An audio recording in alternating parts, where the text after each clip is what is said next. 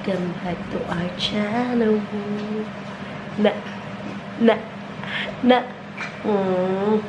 Today is Monday, October. November 6. November 6 today. At 3 days nang may sakit ang aming Kene. Meron siyang, actually, nilagnat lang siya ng 2 days. Kasi hindi siya dumidede. Today pa lang talaga siya kumakain. Kasi meron siyang mga sore sa mouth, sa hand, at saka sa foot. So, meron siyang foot and mouth disease. So, nandito ko siya sa bahay nung kahapon ng madaling araw ba yun, Dad? Ay, hindi, umaga na yun. Kahapon ng umaga, dinala namin siya sa hospital. Pinatingin nga kasi nga buong Saturday hanggang Saturday morning hindi siya dumedede.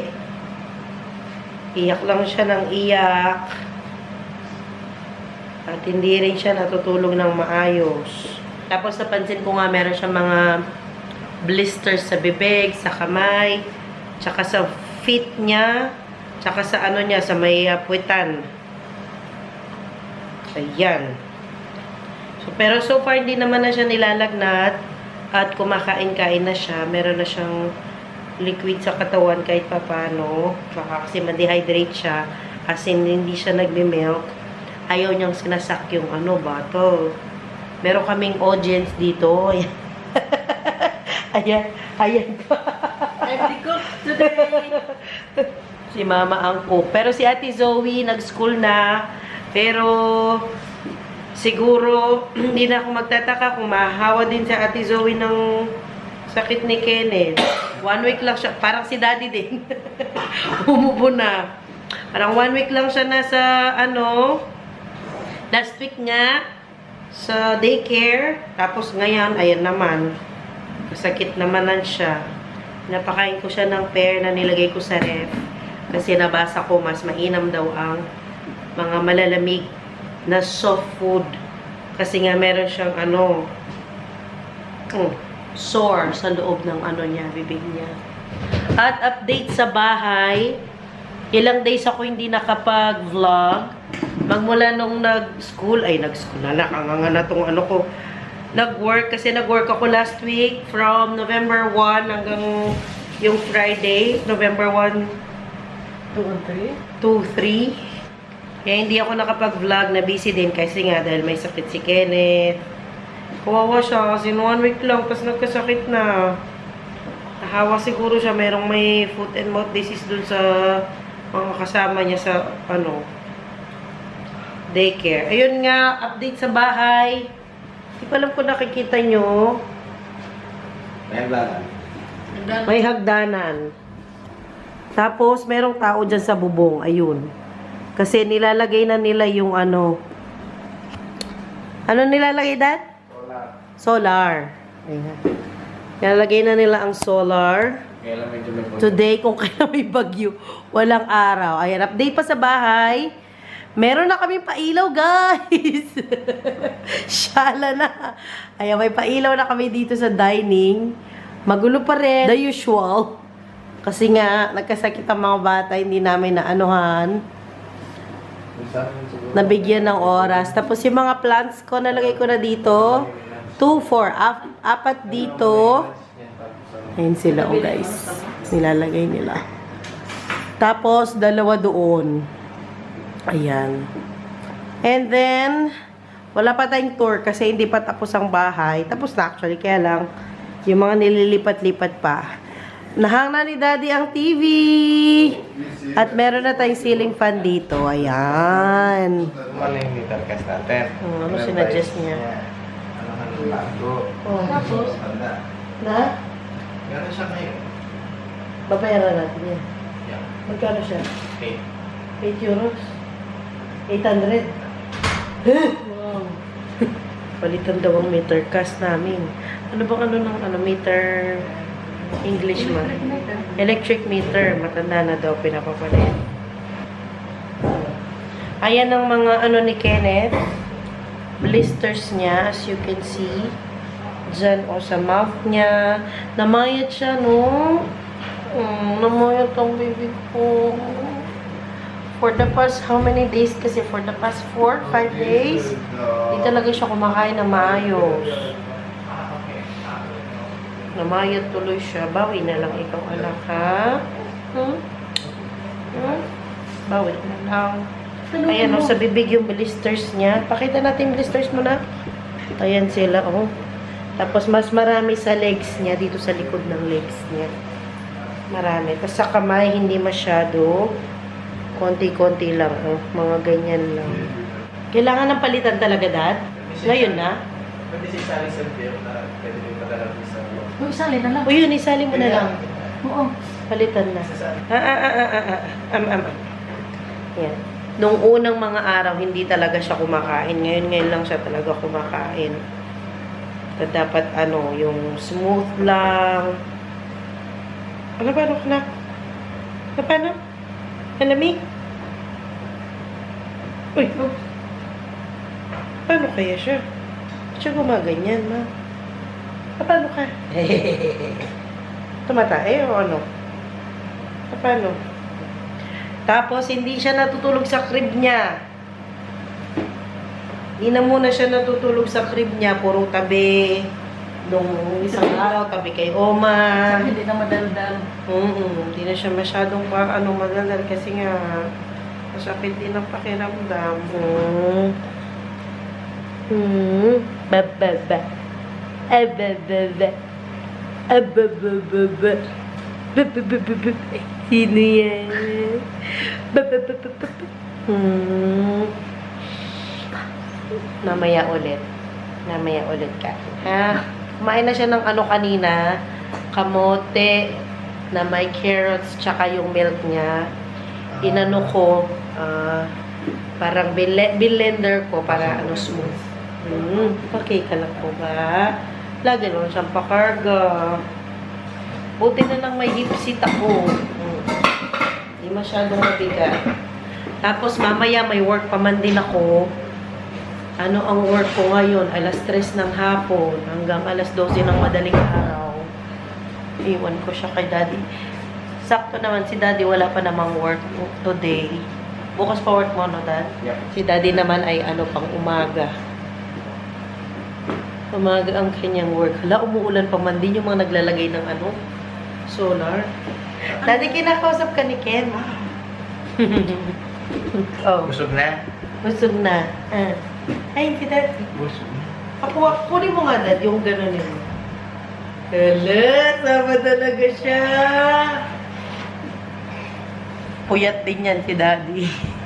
Ay, sama kay Daddy yan. Ayan, guys, Ayan, tinan niyo yung bibig niya. Parang meron siyang, hindi pala parang meron. Meron pala siya. Ayan, yung mga blisters niya dyan sa bibig. Ayan, Maputi kasi siya, kaya kitang-kita. Uy, kitang-kita ang blisters. Mapatingin nga. Ayan, Pero masigla na siya. Kita ang ebidensya. Oo, masigla na siya today, no, Daddy? Hindi kagaya ng mga, past few days. Talagang iyak lang siya. Ay, Lakas na siya. may lakas na. Peekaboo. Peekaboo. No, wala. Mahawa talaga siya kasi viral. Wala mang gamot Dati, yan. ganyan-ganyan lang siya. Walang gamot ang Binubuksan. hand and foot. Ano yan? Foot and, mouth. Hand, foot, mouth disease. Wait. Meron siya, ma. Thank you, ma. Hindi lang ganun kahalata. May sigla na. Bem nami. Thank you, Lord. Thank you, Lord. Thank you, Lord. Ayan, guys. Mayroon yung kanina. Ayan. Alright. Tapos yung sa kamay niya. Ay, wala. Ayan, Meron siya sa kamay. Yung paa kasi nakaano siya, hindi ko mapakita. Tsaka na po. No? Parang nakita ko mag-i-stay yata yan lang. 7 to 10 days. Hindi mo na yan magde-daycare, syempre. No, be? Kasi nakakahawa yan Hindi siya magde-daycare muna ng the whole week. Ito muna. The whole week. The whole week. No. Kenneth. Ay, kuwawa naman ng bim-bim. Ay, antok na ulit. Matulog. Andito si Uma. Yung isa, si long hair. Hmm. Parang siya May siguro chismis, may chismis. yung parang electrician sa kanilang dalawa. Ah, okay. At wala pa rin tayong kurtina, guys. Open na open pa rin ang bahay. Nilagay ko doon ang kitchen ni Zoe. Kasi nga merong mga cords doon, mga electric sockets. Nilagay ko yun doon para safe sa bata. Mag-ano muna din ako. Pero ganun yung balak naman. Ligpit kasi mag-work nga ako mamaya. Ay, hindi pala kami magbabike today, Dad. Hindi. Yung kapitbahay kong Pinay, si Ruth, yung kasama sa work. Kasi yung asawa niya, hatid daw siya. Tapos sabi niya, isabay ako. Ayun. Sasabay ako mamaya. Kasi maulan-ulan din nilang araw. May bagyo actually dito. Pero kailangan ko pa rin lagay yung ilaw mo kasi bukas wala ako ng ano. Okay. Work ako. Kung sigurado. Pero yung bike ko ready na nandito na sa labas. Pero hindi pa yung bike na bago. Hindi pa yung binili na bike. Ano pa lang ito yung luma kong bike. Ito yung gagamitin ko papuntang work. Since afternoon naman ang work ko, carry naman mag-bike. Tsaka meron naman akong kapote. Ay! Ay! Nandyan ang ate Zoe niya. Hinihintay niya. Ate Zoe! Where are you? Oh? Huh? Hi! It's raining! Oh! Kenneth, close the door. Let's open that, darling. Oh. There's ate! Sumigla na siya. Ilang araw siyang walang gana. Nag-ano sila sa taas. Hala? Yes, out muna ate. Maingay yung nag-didrill sa taas. Yung gumagawa ng solar panel. Sige ate, alisin mo yung shoes. Ay, sumigaw na. Hi! Ay, say hi to Kenneth. Hindi mo siya pinansin. Don't touch. Don't touch Kenneth ate. Layo ka ng konti.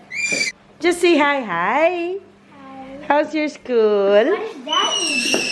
That is not daddy. That is demand from the solar panel. Come on, wash your hands. Come on. Let's go wash your hands. Ha? Wala yung ano mo. Kunin ko muna yung upuan mo. Wait lang, wait lang.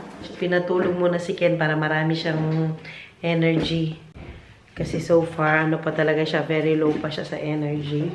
Ang ate Zoe na una nang kumain. Uy, ay! Kalat-kalat. Lagyan mo na sa ref. Hindi, okay lang dyan.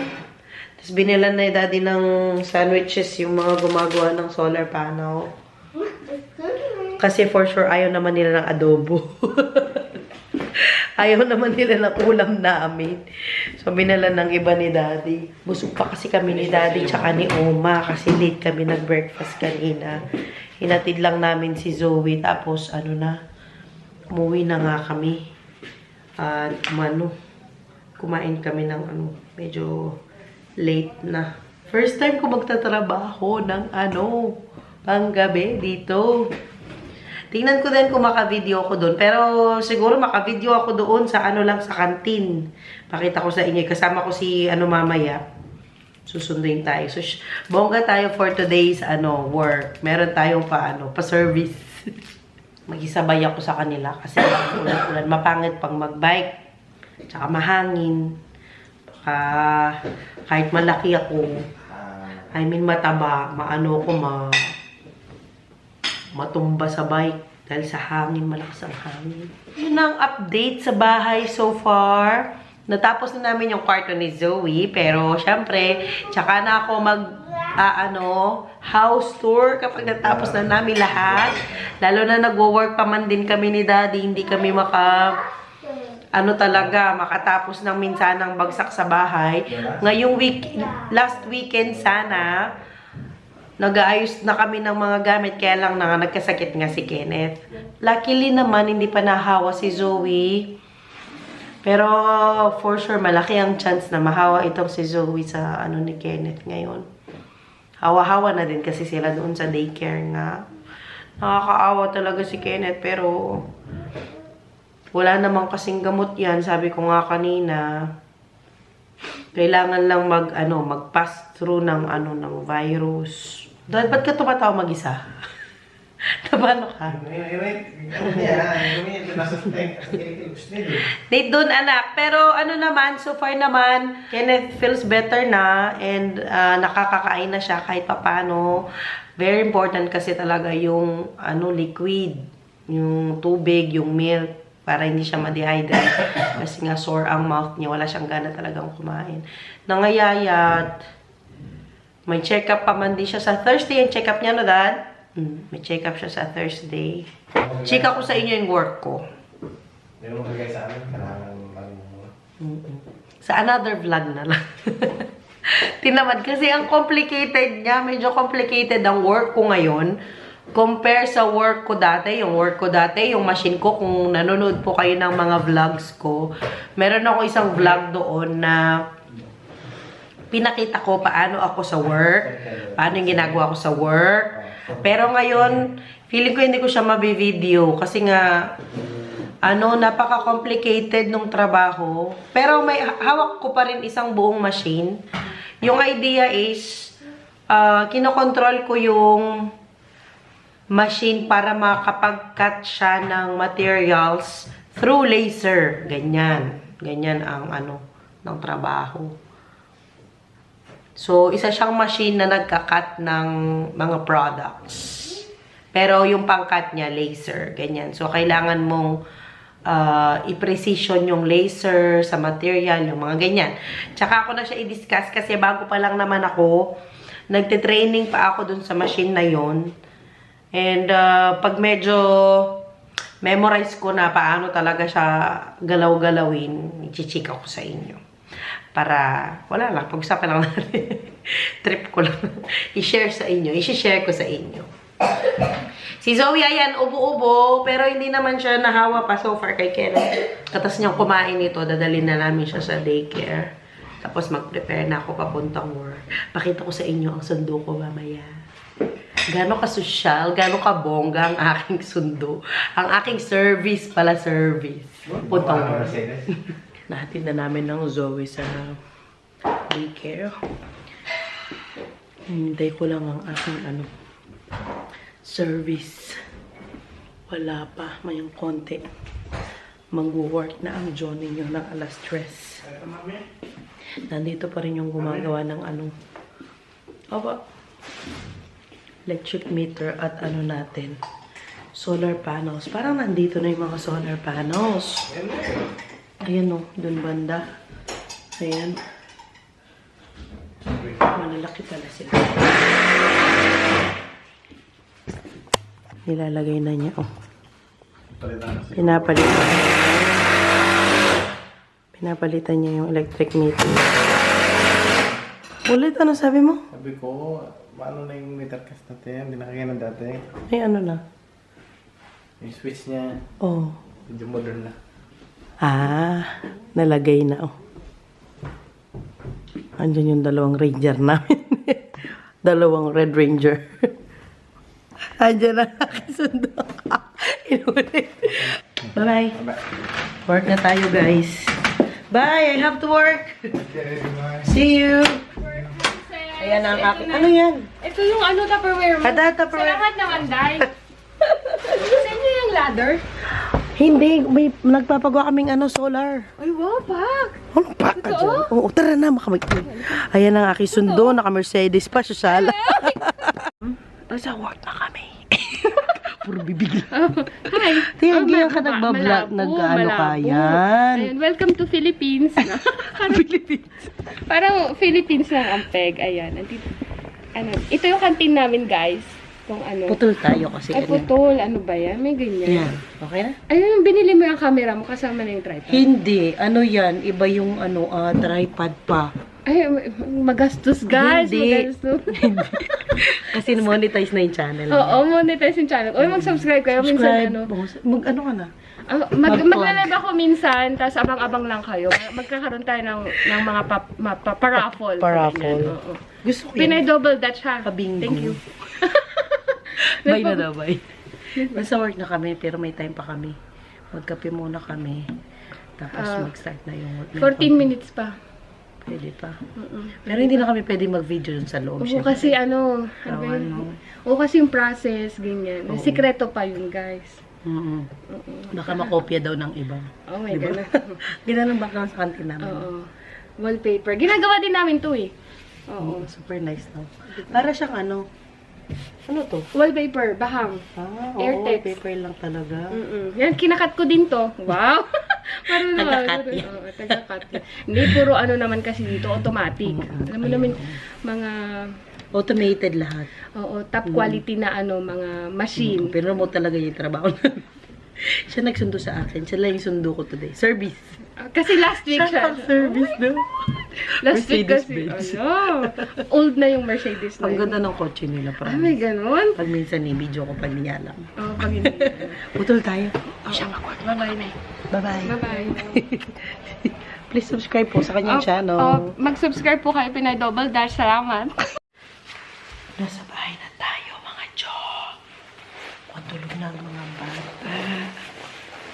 Ano na dito? 12:20. Sinundo kami nung naghatid sa amin kanina yung asawa ni Ru. Please subscribe po sa kanyang YouTube channel. Pinay Double Dutch. Ayan po. Bago-bago pa lang po siya sa sa YouTube. Pero na-monetize na ang kanyang channel. Mag-freshen up lang ako saglit. Parang narinig ko si Kenneth na umiiyak. Ayun, so ang work ko ngayong week ay 3 to 12. Kaya super late na ako nakaka-uwi. Pero meron naman kami mga break. Sana po nagustuhan ninyo ang video namin po for today. And if you like it, please don't forget to like, share, and subscribe po sa aming channel. See you all next time. Bye, mga Joe!